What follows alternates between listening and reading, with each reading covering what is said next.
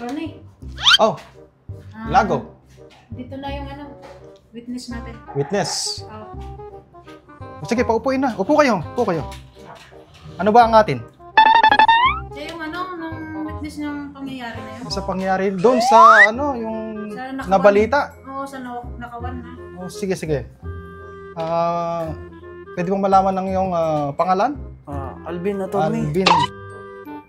Alvin, pwede mo bang isalaysay ang buong pangyayari nung araw na yon? Oh, yun po nga po kasi. Nung gabing yun, ay nakita ko po talaga. Nakita mo talaga? Oo. Na yung taong yun talaga ang lumuob doon sa computer shop. Oh, ilan sila?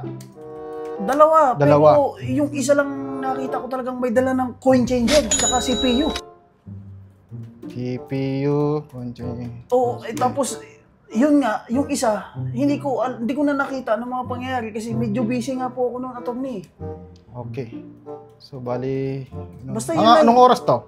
Mga alas 9 ng gabi. Yun lang talaga nakita ko. Yung isa, may dalang CPU tsaka coin changer. Yung isa, hindi ko alam kung paano sumibat.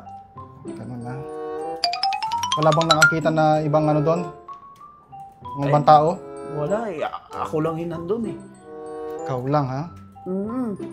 Anyway, ba't may dala kang gunting tsaka suklay? Ano bang trabaho mo? Eh, kuwan po ko eh. Naggugupit po ko eh. Gugupit? Barbero po ko. Barbero? Barbero ka? Oo, attorney. Barbero? Mr. Ilago, barbero? Opo, barbero siya. So ito lang ang ibig sabihin yan. Case closed na. Bakit naman? Kwentong barbero pala eh. Case closed. Kwentong barbero, maniniwala ka ba dyan? Okay, please, case closed. Naintindihan mo ba? Oh. Case closed na yan. Okay. Pwede bang papasukin mo na lang yung bagong aplikante?